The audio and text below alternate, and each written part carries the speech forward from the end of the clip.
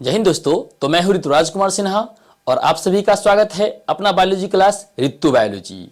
दोस्तों, इस वीडियो में हम लोग देखेंगे रेस्पिरेशन चैप्टर के ऑब्जेक्टिव प्रश्न के बारे में। दोस्तों, तो पहला प्रश्न है, स्वस्थ मानव प्रति मिनट कितना श्वसन करता है? मतलब कि 1 मिनट में प्रति श्वसन मानव कितना बार श्वसन करता है?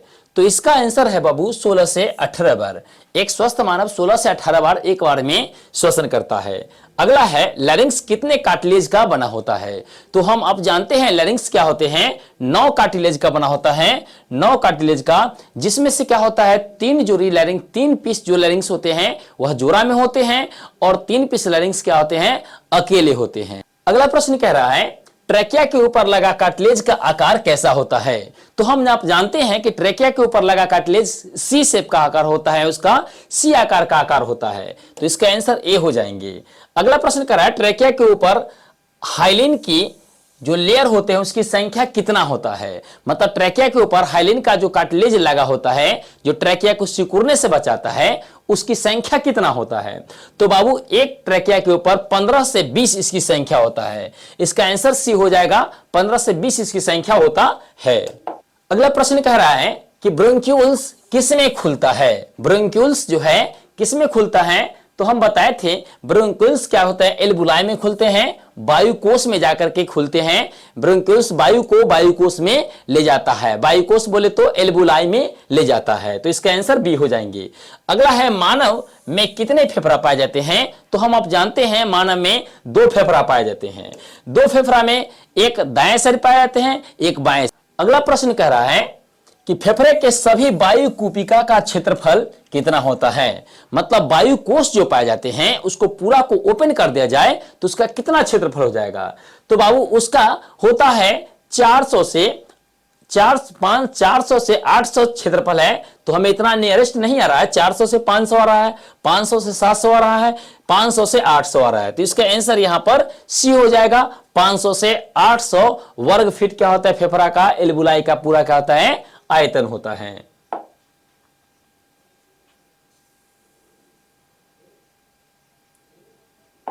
अब प्रश्न कह रहा है कि एल्बुलाई में ऑक्सीजन का वायु दाब कितना होता है?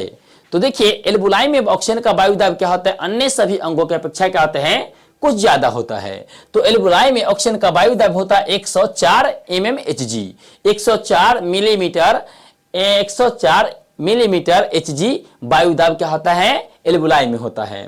अगला प्रश्न कर रहा है, ट्रैकिया के ऊपर लगा सी आकार का कार्टिलेज किससे बना होता है?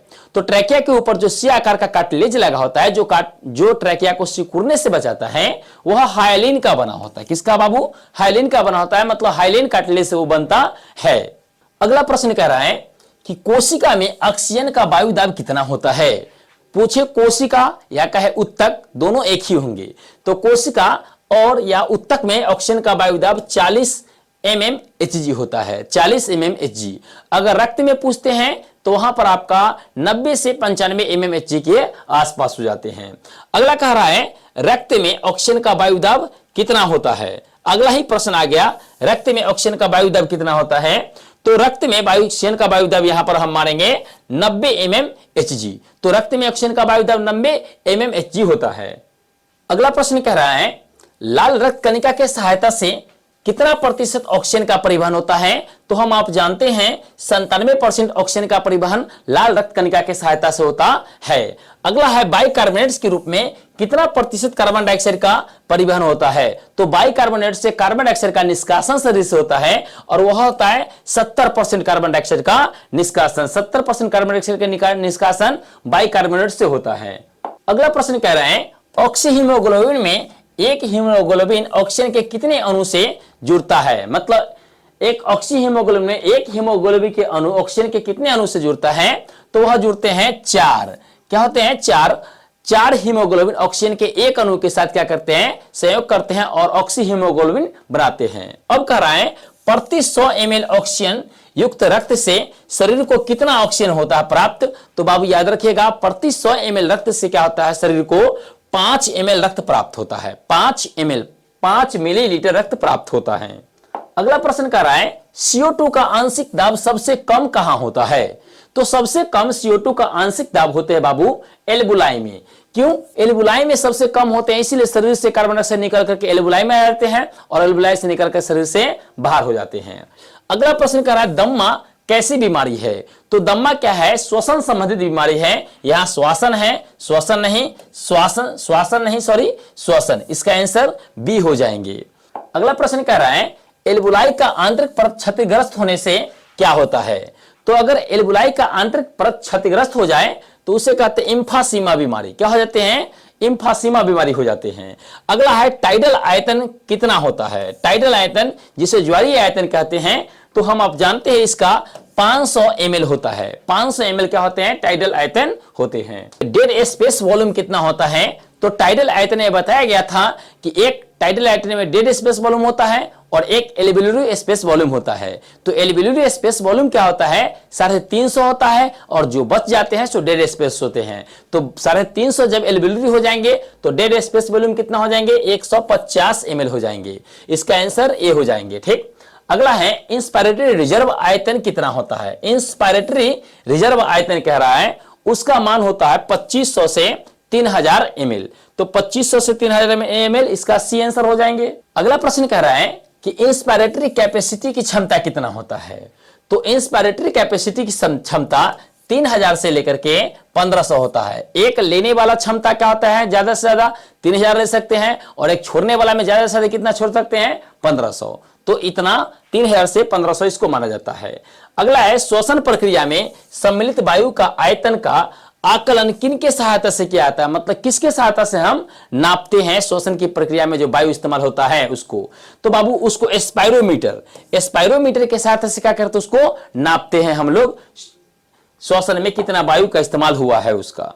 अगला प्रश्न कर रहे हैं ट्रैकिया में भोजन को प्रवेश करने से रोकता है। तो हम बताए थे ट्रैकिया के ऊपर क्या होता है? एक पत्ता आकार का संरचना लगा होता है जिसे कहते हैं एल्बुलाई, जिसे हम लोग कहते हैं एपिग्लोटिस कहते हैं। तो एपिग्लोटिस क्या करते हैं? भोजन को ट्रैकिया में जाने से रोकता है। प्रश्न कर रहे हैं नासिका प्रतिदिन कितना म्यूकस का स्त्राव करता है? मतलब नासिका से प्रत्येक दिन कितना म्यूकस तरल पदार्थ निकलता है? 400 ml, 500 ml, कितना निकलेंगे बाबू? तो इससे निकलते हैं हमारे 500 ml। 500 ml क्या होते हैं? नासिका से म्यूकस निकलते हैं। अगला है सांस द्वारा प्रतिदिन लगभग कितना जल का हमारे शरीर से निष्कासन होता है?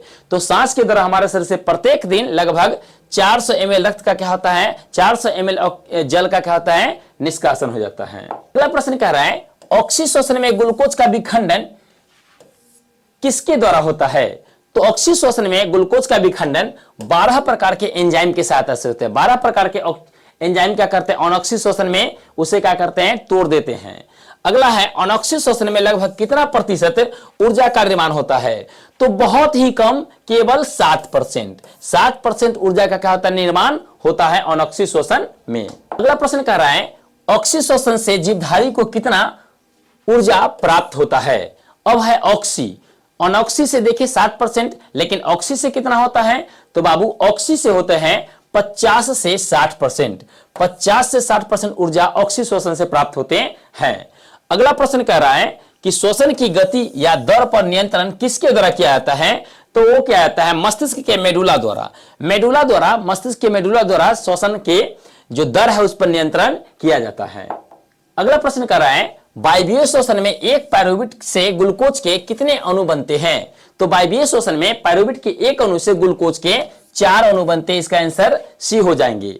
अगला कह रहा अवायवीय श्वसन में पायरुवेट से कितने अणु बनते हैं? तो केवल इसमें 2 बनते हैं, इसलिए इसमें क्या होते हैं? आंशिक मात्रा में ऊर्जा बनते हैं।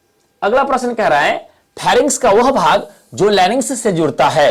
जो फेरिंक्स का भाग लैरिंक्स से जुड़ता है उसे लैरिंजोफेरिंक्स कहते हैं। इसका आंसर कहा जाएंगे सी, लैरिंजोफेरिंक्स। अगला कह रहा है ट्रैकिया की लंबाई कितनी होती है? तो ट्रैकिया की लंबाई बाबू लगभग 12 से 15 सेंटीमीटर होता है। इसका आंसर कहा जाएंगे बी, 12 से 15 सेंटीमीटर। अगला प्रश्न कह रहा है ऑक्सी हीमोग्लोबिन की प्रक्रिया किस में होती है? तो ऑक्सी हीमोग्लोबिन की प्रक्रिया कहां होती है बाबू? जहां पर ऑक्सीजन को ले जाया जाता है, जहां से वहां से फेफड़ा से ले जाया जाता है, इसलिए फेफड़ा में ऑक्सी हीमोग्लोबिन की प्रक्रिया होती है। अगला प्रश्न कह रहा है पक्षी के स्वर यंत्र को क्या कहा जाता है? तो पक्षी के स्वर यंत्र को हम लोग सोरेनिक्स कहते हैं। क्या कहते हैं? सोरेनिक्स कहते हैं। अगला है बाबू, सूंघने का काम कौन करता है? तो सूंघने का काम प्रघ्राण क्षेत्र करता है। प्रघ्राण क्षेत्र से हम किसी भी चीज को सूंघ पाते हैं, नासिका का यह भाग होता है। अगला प्रश्न कर रहा है, मुख गुहा और नासिका का मिलन बिंदु क्या कहलाता है? तो जहां मुख गुहा और नासिका मिलता है उसे हम लोग फेरिंग्स कहते हैं। इसका आंसर क्या हो जाएंगे? बी, फेरिंग्स। अगला प्रश्न कर रहा है, फेफड़ा में वायु कोष होता है, कितना वायु कोष की संख्या हमारे फेफड़ा में होते हैं? तो हम आपको बताए थे फेफड़ा में वायु कोष की संख्या 3 × 10⁸ होता है, तो इसका आंसर ए हो जाएंगे। अगला प्रश्न कह रहा है, गैसों का आदान प्रदान कहां होता है? कहां पर गैस का विनिमय होता है? ऑक्सीजन गैस लिया जाता है, कार्बन डाइऑक्साइड छोड़ा जाता है, तो वह क्या क्या आता है? फेफड़ा में। फेफड़ा में पूछेगा कहां? तो फेफड़ा के वायुकोष में। तो यहां फेफड़ा भी है, वायुकोष भी है, तो जहां नियरेस्ट होगा वहां हमें जाना पड़ेगा, मतलब इसका आंसर क्या हो जाएंगे? वायुकोष, बी हो जाएंगे। अगला प्रश्न कर रहा है, डायफ्राम नीचे आता है, डायफ्राम नीचे कब आता है? तो देखिए, जब हम सांस लेते हैं तो डायफ्राम क्या होता है? ऊपर जाता है, लेकिन जब हम सांस छोड़ते हैं तो क्या होता है? डायफ्राम नीचे आता है, मतलब निःश्वासन की प्रक्रिया में डायफ्राम क्या होता है? नीचे आता है। इसका आंसर ए हो जाएगा। अगला है, ट्रैकिया किस स्थान से 2 भाग में बंटता है? तो हम बताए थे हमारे थोरेसिक हड्डी T5, थोरेसिक हड्डी T5 से क्या होते हैं? 2 भागों में ट्रैकिया बढ़ जाते हैं और दोनों फेफड़ा में चले जाते हैं, तो इसका आंसर हो जाएंगे बी, T5 से। अगला है, प्राथमिक ब्रोंकाई किसका निर्माण करता है? तो प्राथमिक ब्रोंकाई जाहिर सी बात है बट करके क्या करेगा? द्वितीयक ब्रोंकाई का क्या करता है? निर्माण करता है। सेकेंडरी ब्रोंकाई क्या करता है? निर्माण करता है, यानी कि इसका आंसर बी हो जाएंगे।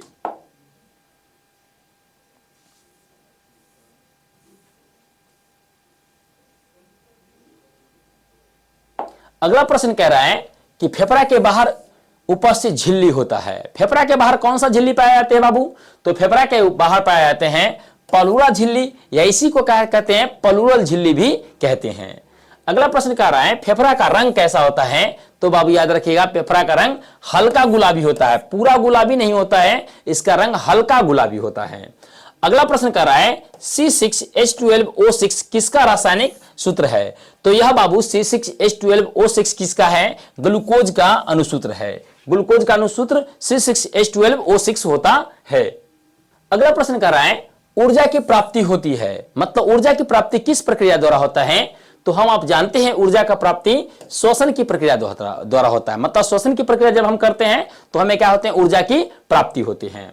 अगला प्रश्न कर रहा है, ग्लूकोज के एक अणु से कितने ऊर्जा बनते हैं? तो हम आप बाबू जानते हैं ग्लूकोज के एक अणु से 38 ATP ऊर्जा बनते हैं, इसका आंसर बी हो जाएंगे। अगला प्रश्न कर रहा है, जब हीमोग्लोबिन ऑक्सीजन से मिलता है तो क्या होता है? तो बाबू जब ऑक्सीजन हीमोग्लोबिन के साथ मिलता है तो बनता है ऑक्सी हीमोग्लोबिन। क्या बनते हैं? Oxy haemoglobin. इसका आंसर ए हो गया।